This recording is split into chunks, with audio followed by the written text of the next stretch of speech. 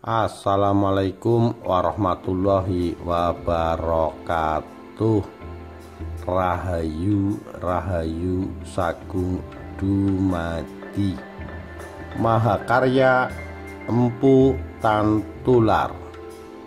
Ditulis oleh Tatik Wardayati, Rabu 17 November 2021.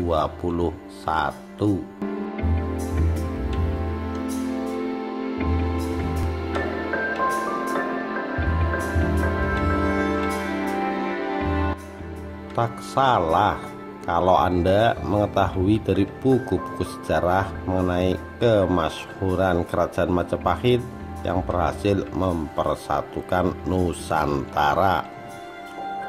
Dari kerajaan besar ini banyak peninggalan yang kita temukan hingga saat ini.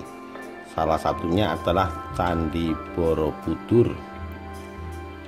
Ada juga karya sastra yang menjadi peninggalan dari kerajaan Majapahit, yaitu Kitab Arjuna Wijaya. Kitab Arjuna Wijaya atau Kakawin Arjuna Wijaya ini digubah oleh Empu Tantular.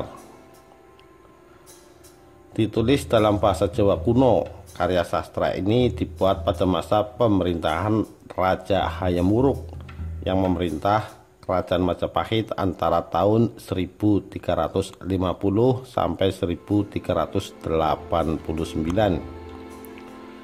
Karya sastra ini mengisahkan tentang peperangan antara Raja Arjuna Sasrabahu dan Patih Sumantri melawan Rahwana.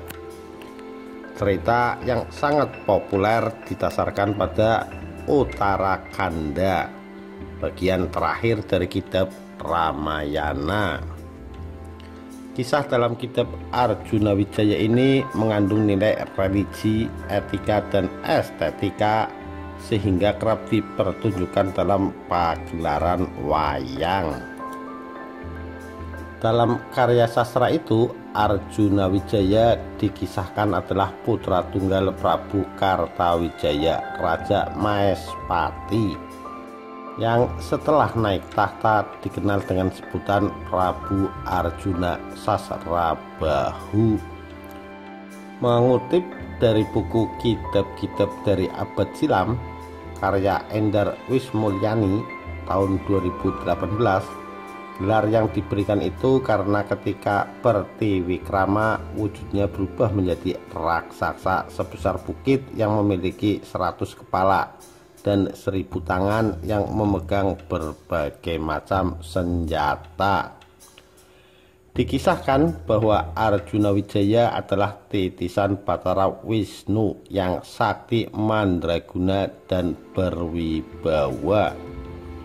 Dia berhasil meminang Dewi Citrawati yang diperebutkan raja-raja dari berbagai negeri. Pada suatu ketika Arjuna Wijaya berusaha memenuhi keinginan istrinya yang ingin mandi bersama 800 orang selir di sebuah sungai atau danau.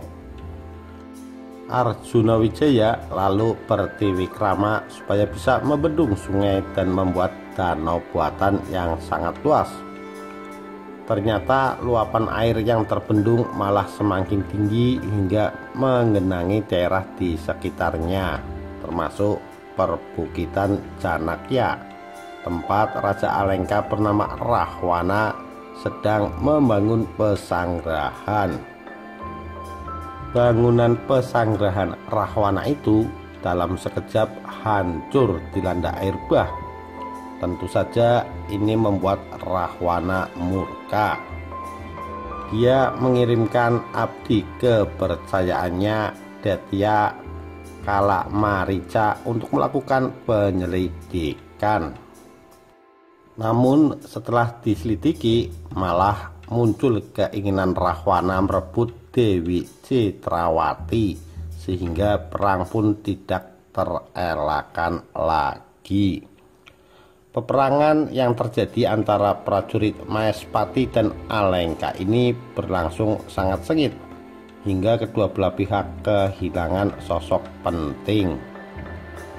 Para putra Rahwana menjadi korban yang tewas, termasuk Patih Suwanda Abdi Arjunawijaya. Langkah peperangan itu sempat terhenti ketika para dewa mengatakan bahwa Rahwana belum ditakdirkan untuk mati. Mengetahui hal itu, Arjunawijaya pun menurutinya dengan tetap menghadapi Rahwana dengan menyiksanya melalui penderitaan yang maha dahsyat. Tetyakala Marica sebagai abdi kepercayaan Rahwana melakukan siasat licik untuk membalas dendam. Dia mendatangi Dewi Citrawati dan mengatakan bahwa Arjunawijaya telah tewas, sehingga permaisuri beserta para selirnya itu melakukan balapati. Sekembalinya Arjunawijaya ke pesanggrahan, dia sangat terkejut ketika mendapat istri kesayangannya tidak bernyawa. Namun dengan bantuan Batara Waruna, dewa laut, Dewi Citrawati bisa dihidupkan lagi, termasuk para selir dan dayang yang jumlahnya hampir 4.000 orang. Setelah Batara Waruna pergi, Brahmana Pulasta pun turun dari kayangan Madhyapada untuk memintakan ampun bagi Rahwana yang adalah cucu buyutnya. Rahwana memang ditakdirkan mati di tangan penjelmaan Dewa Wisnu, tapi saat itu belumlah saatnya. Demikian menurut ketentuan Dewata. Luluh Arjunawijaya pun bersedia membebaskan Rahwana serta menasihatinya agar memerintah dengan adil. Rahwana pun sambil bersimpuh menyatakan tobatnya dan berjanji untuk tidak berbuat kejahatan lagi. Demikian mahakarya Empu Tantular. Sekian, terima kasih.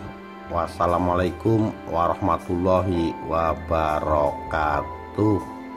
Rahayu, Rahayu Sagung Dumadi.